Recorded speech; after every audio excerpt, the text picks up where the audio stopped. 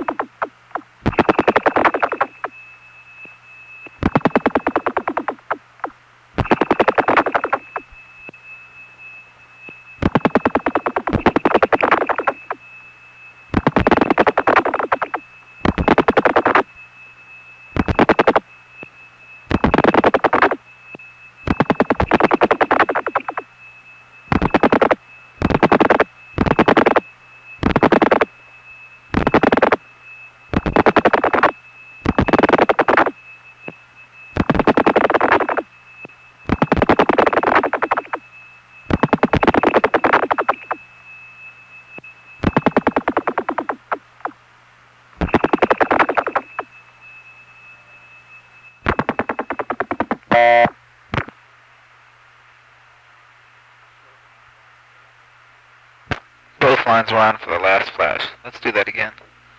Keep them both on.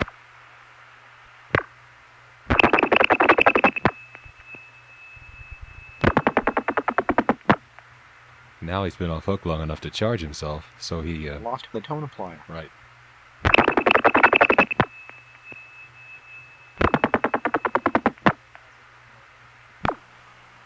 Now just a coiled end. We've already souped long enough to charge.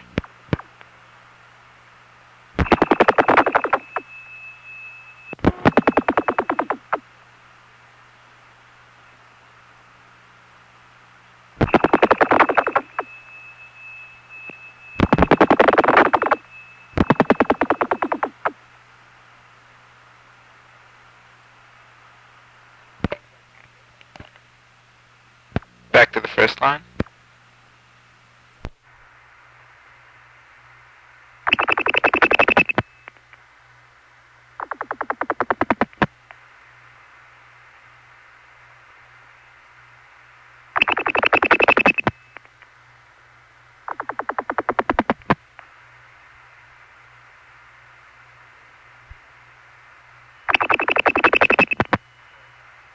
We'll stay souped on the coiled line and flash down. Shorter and longer.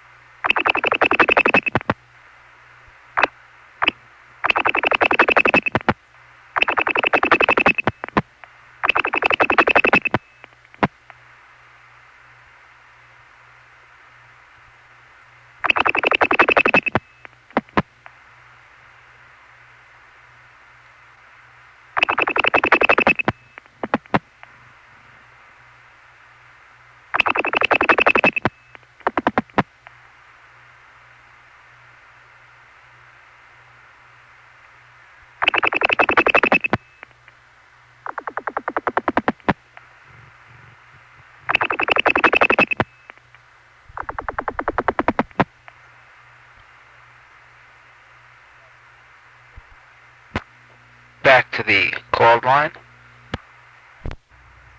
Now I changed my mind. First it's flash forward from the coiled end. From the coiling end, sorry. I guess we should describe what he means by flash forward. I guess the proper term is ring forward, isn't it? Normally that's what they called it, yes. Which is to send a short burst to 2600, and with any luck, these are all toll tandems, so they tended to want to repeat the signal along the way, which makes a wonderful sound. Now, in the actual network, the ring forward was used for... to signal an operator if they had put up a connection and you needed it back on the line. Your local operator could hit a ring key, which would send a little chirp of 2600 down the line, and that would make something flash where the connection was. And when you get a connection this long and you ring forward, assuming that it passes it along, which this one does, oh yeah, you get to hear that little burst of forward on hook being sent, just very slowly, one, then the next, then the next, then the next, all the way down. Yep, just cascading down. You can count the links. And he does that with the tape recorder on, first on the calling line and the called line.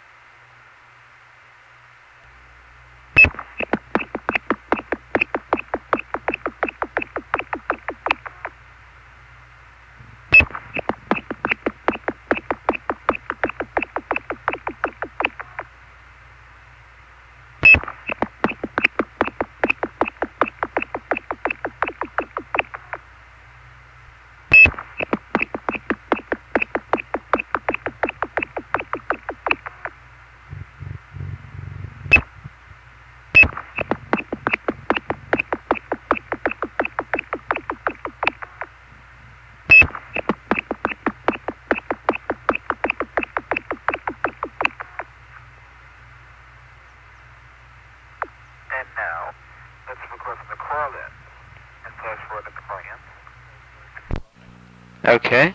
Let's flash forward from the calling in now.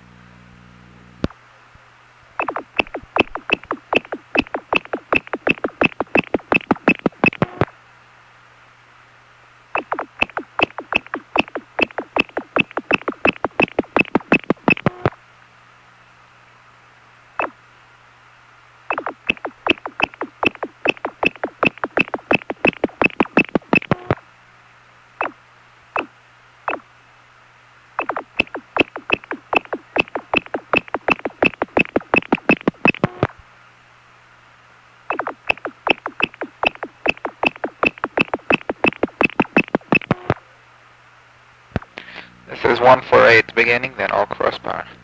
Okay, now we'll hang up the calling end. Get ready for this. Here we go.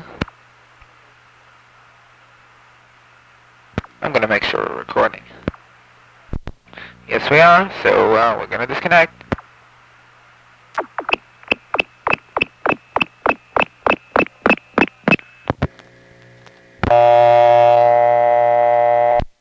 There was something about sitting on a connection like that late at night.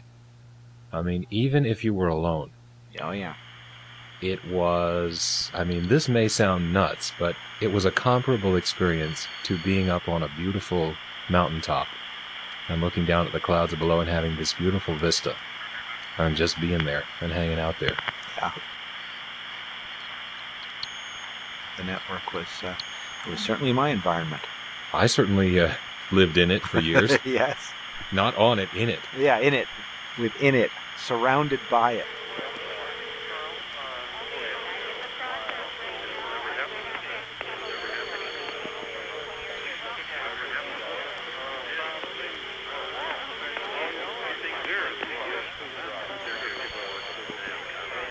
Until it went away. Yep. Very Slowly definitely. it went away. And you know, I didn't appreciate the 1980s at all. We're sorry. Yeah. Lots of 1As, but at least they clicked. And at least there was so much old stuff left. But at that point, I really considered it a dead interest. And, you know, occasionally I would perk up my ears when something new happened, you know, like the Centrex bugs. Let's see. Why don't we listen to the longest stack I could find in all of the tape libraries Oh, yes. and try to approximately count the links.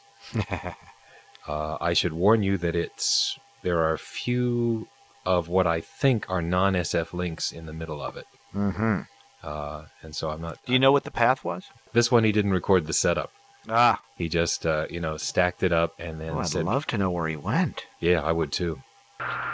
This is an amazing tandem stack. It's very long. You'll hear my flash through and then my disconnect.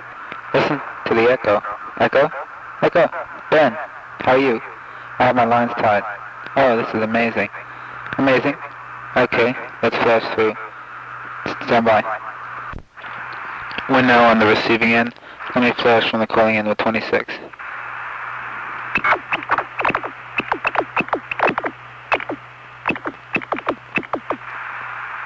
Unfortunately, one of his links is not ringing forward, so that actually isn't going all the way down the line.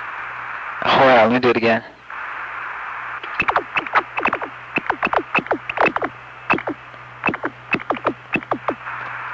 A little longer.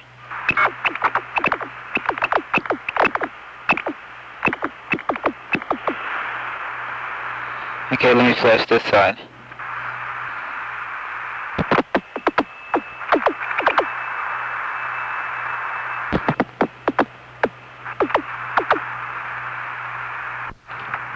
And now, here is the disconnect.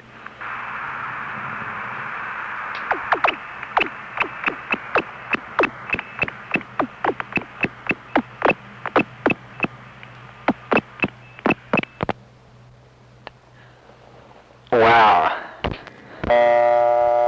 Darn close to 30. You think so? I think it's possible. Wow. That's the longest one I could find. That's awesome. That is truly awesome.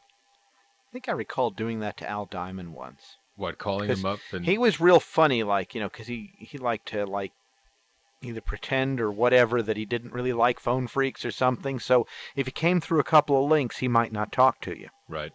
And so I couldn't resist, and I just rang him up. And I think it was like the first night that I discovered that you could do this. And so I think at the end of the night, I think I called Al Nyman and just let him have it. Basically, answer the phone, and I just cleared.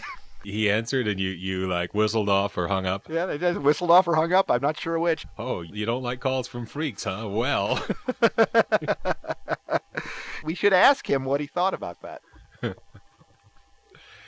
oh my. Well, that 914 land was certainly a stacker's paradise. Oh gosh, yeah, they all did pretty much. I think Monticello did. Monticello, yeah. Did Monticello? I'm not sure. I know Mount Kisco, I think, did. Mount Kisco was so restricted, though. Could you ever get out of Mount Kisco? You know what else stacked? You're going to believe this. VZ Tandem 1 stacked. Oh, it had a lot of toll centers, 046 to get you to Morristown, 057. If you think that conversation's obnoxious, just wait till we've had a couple of beers. Anyway, that's it for this segment.